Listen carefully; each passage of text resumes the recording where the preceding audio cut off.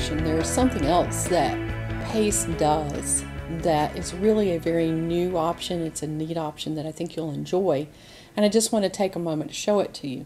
Now I'm looking at the sales commission worksheet, and let's say, for example, we decide we're going to increase the commission by 5%.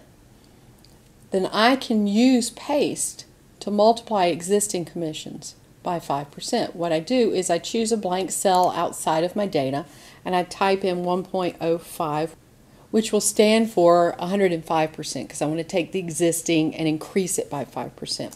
So I've put it in cell J2.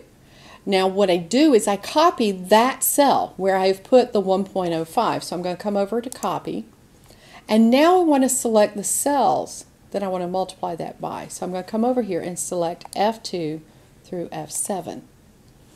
I'm going to come over to my paste up in my home tab, the clipboard section, but I'm going to click on the drop down for paste. And one of the things we really haven't paid much attention to is paste special. It's way down there at the bottom.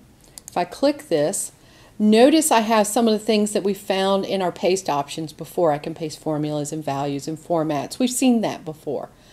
But also I have operators.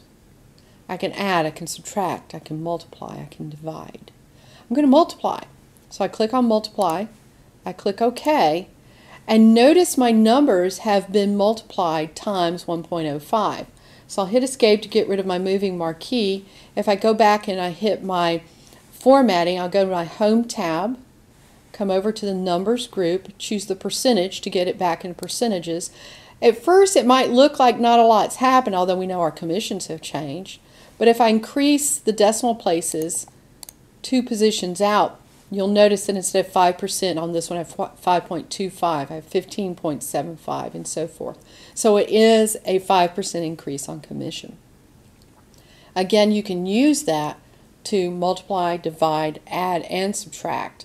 And the key is you create whatever your mathematical change is in a blank cell, copy that, highlight where you want to apply your math, and then go to the paste special and choose the operator that you want. So we've looked at several ways to input data in your spreadsheet beyond the typical typing, and I hope some of these are going to work.